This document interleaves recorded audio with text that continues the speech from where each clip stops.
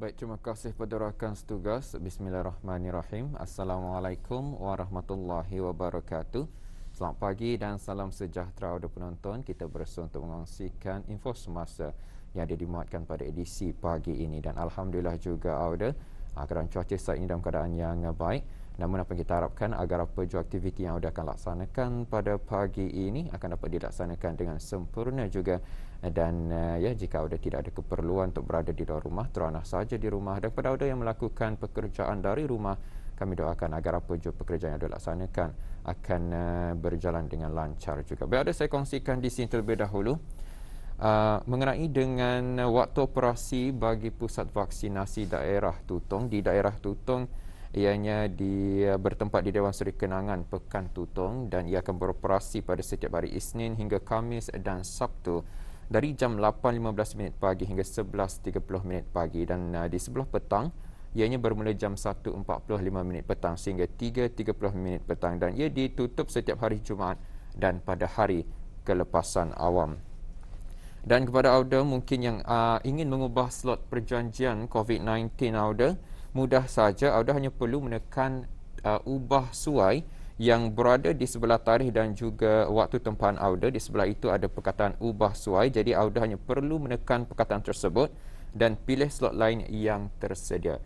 Dan elakkan daripada menekan punat batal, kerana apabila menekan punat batal, akan mengambil masa 2 hari lagi untuk menempah slot yang baru. Jadi apa yang perlu perlukan adalah menekan perkataan ubah suai jika ingin mengubah slot perjanjian vaksinasi COVID-19 Dan kita harapkan agar yang belum lagi menempah perjanjian slot untuk mendapatkan suntikan vaksin COVID-19, lakukannya sekarang, kerana kita sama-sama membantu kerajaan untuk mencapai sekurang-kurangnya 70% rakyat dan juga penduduknya di negara ini mendapat vaksinasi penuh. Dan untuk seterusnya pula, mari kita saksikan pula bahan visual yang kami sediakan untuk tontonan audio pagi ini.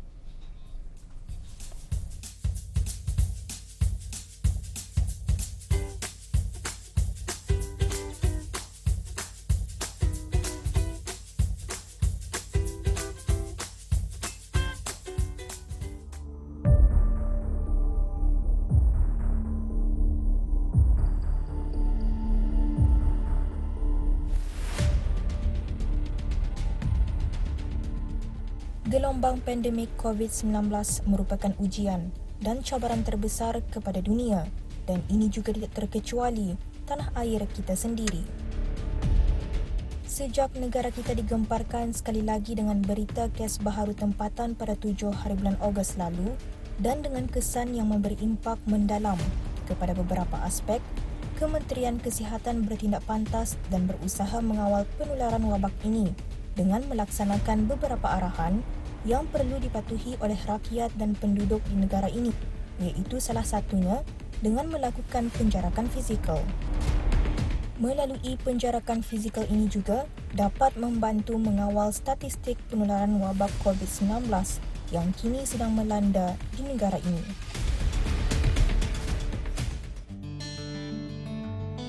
Sehubungan itu, bagi mengatasi penularan pandemik COVID-19 ini, Kementerian Pendidikan telah melaksanakan pelan kesinambungan pembelajaran yang memfokuskan kepada pembelajaran dalam talian.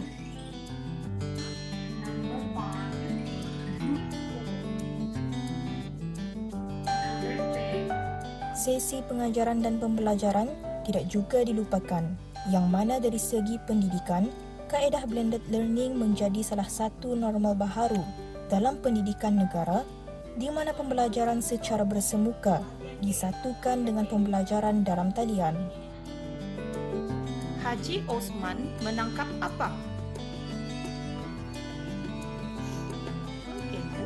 Para pelajar mengikuti pembelajaran secara online, iaitu melalui pelbagai landasan mengikut kapasiti sekolah masing-masing, sama ada melalui email, Google Docs, WhatsApp, video conference, Microsoft Teams, dan platform media sosial atau sebarang aplikasi telekomunikasi yang bersesuaian.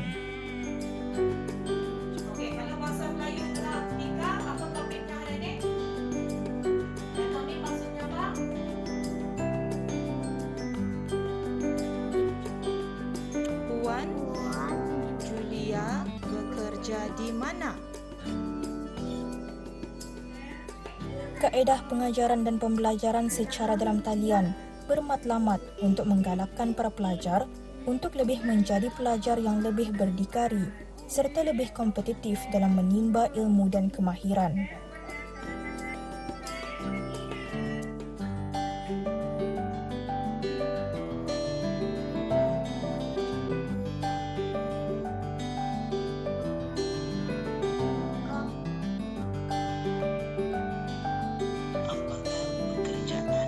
Pelaksanaan pengajaran dan pembelajaran secara maya atau dalam talian dilaksanakan sepenuhnya di negara ini, ia setentunya banyak memberi faedah dan manfaat terutama kepada para pelajar sendiri. Para pelajar juga dapat didedahkan dengan pelbagai jenis aplikasi dan teknologi terkini yang boleh mengasah bakat dan kemahiran mereka untuk menghadapi era kemodenan pada masa kini.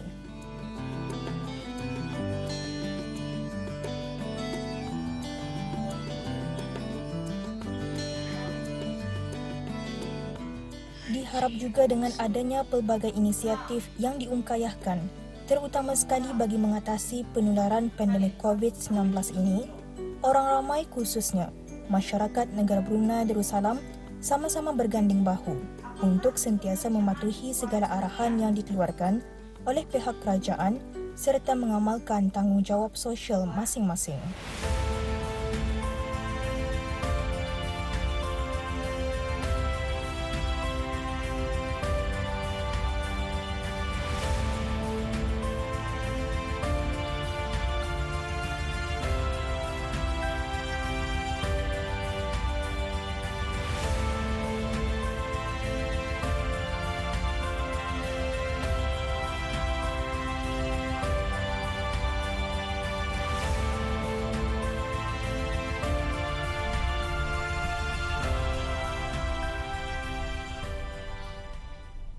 Baik, itulah dia bahan visual yang kita dapat saksikan bersama sementara tadi.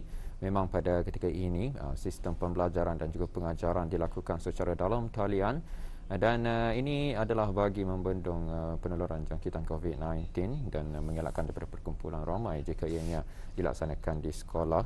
Jadi apa yang kita harapkannya dengan sistem pembelajaran yang seumpama ini, norma baharu kita sebut, dapat lagi memberikan satu perkara baru terutama bagi kanak-kanak masa ini untuk orang berjinak-jinak dengan teknologi yang ada pada masa ini dan mudah-mudahan sistem pembelajaran pengajaran di rumah ini dapat lagi melancarkan cara pembelajaran dan juga kefahaman para penuntut untuk belajar di rumah.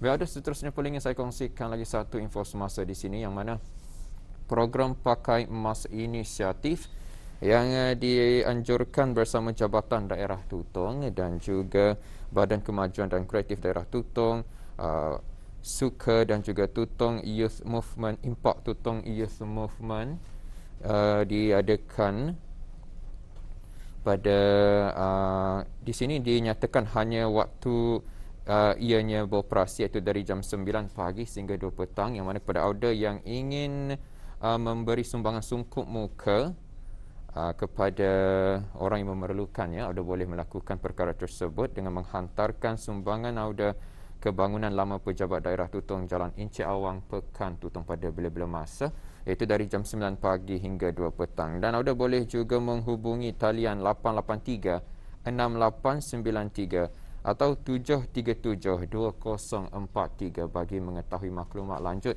mengenai dengan program Pakai Emas Inisiatif.